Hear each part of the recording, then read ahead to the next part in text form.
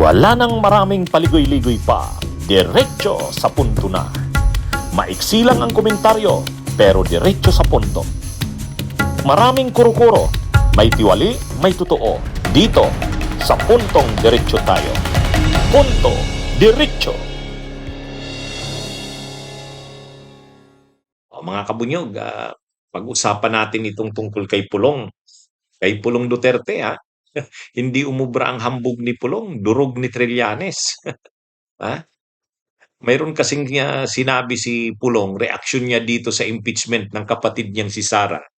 Ang yabang ni Pulong ang hambog ni Pulong, ayan, inisahan lang, ang iksi lang ng sinabi ni dating Senador Sani Trillanes.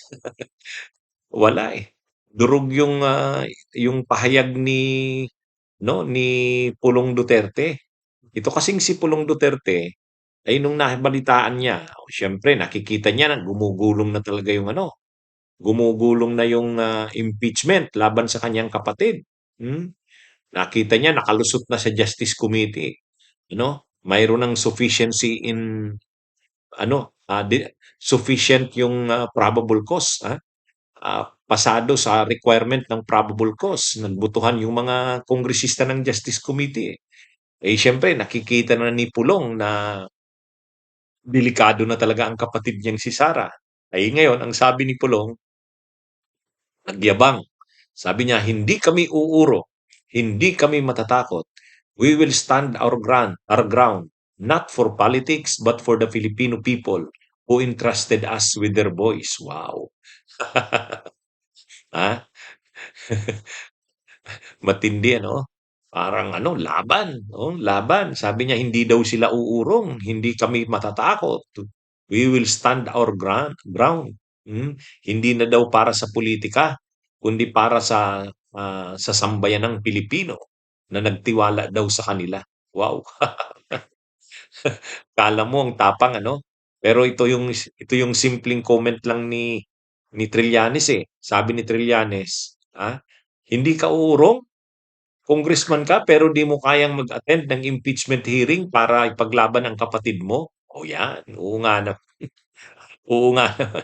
Tama naman si dating Senador Sani Trillanes ha? 'Di ba, mga kabunyog, mga kababayan?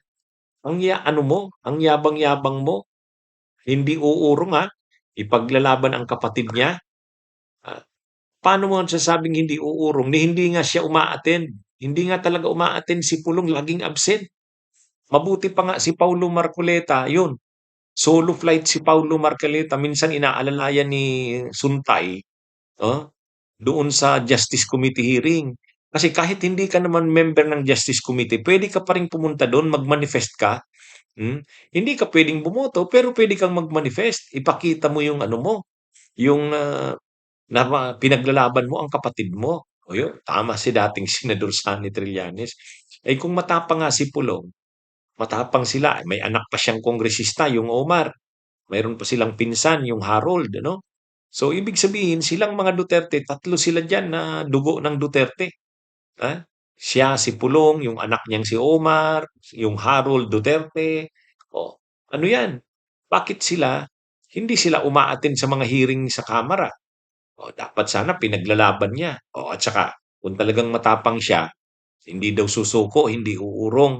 O sige, dapat doon sa sa plenary, ipakikipaglaban niya ang kanyang kapatid. Ang problema, hindi naman sila lumalaban eh. Ha? Nag-aano na lang sa kanila, pa-interview, pero pagdating sa kongreso, wala. Wala. Laging ang absent eh. Di kung talagang ipaglalaban niya ang kanyang kapatid, attend siya sa session. Pwede namang umattend siya doon sa Justice Committee kahit hindi member eh. Mag-manifest lang siya kung anong nararamdaman niya. Para sa kapatid niya, kung talagang ipaglalaban niya ang kapatid niya, kung talagang matapang siya. Ang problema nga, hindi eh. Kaya tama ang sabi ni dating Senador Sani Trillanes, hindi ka uurong na hindi mo nga pinaglalaban ang kapatid mo. Pwede niya namang ipaglaban ang kapatid niyang si Sara kasi congressman siya. Hmm. Um, Ano pa siya, congressman siya ng Davao.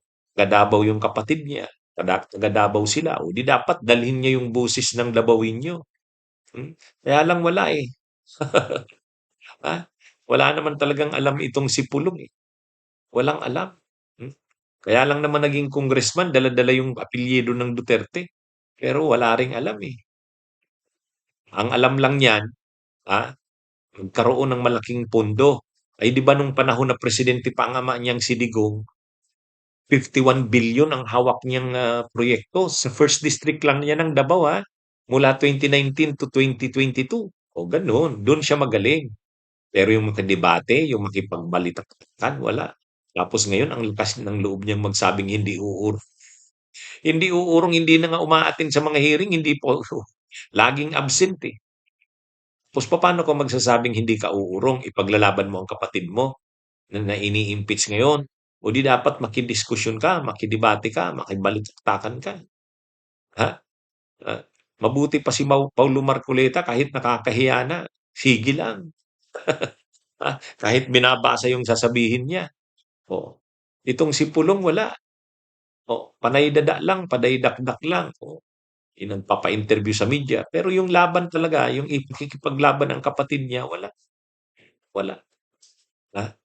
Ano yun? Kaya tama si Trillanes. Anong sinasabi mong hindi ka uurong? Anong sinasabi mong ah, hindi matatakot, hindi natatakot? Ay hindi na nga hindi nga umaattend sa mga hearings at sa mga session ng actually laging absent itong lagi itong absent si Pulong, eh. Tapos sasabihin mo pa ngayon hindi matatakot, hindi uurong, eh, wala wala pa nga yang impeachment ni Sara, umuurong na, hindi na nga umaattend. Ngayong impeachment ni Sara wala rin, hindi rin sila makita, hmm. Ano 'yan, dapat sana bilang kapatid ipaglalaban mong kapatid mo, yun. Ayan ang ano, makikipag-ano ka, balitaktakan, hmm. Pero hindi nga, eh, hindi makita and yet mayabang na nagsasabing, "Hindi kami uurong, hindi kami matatakot, ha, we will stand our ground." Laging absent tapos we will stand our ground. Yan ang totoo dito kay Pulong Duterte. Yan.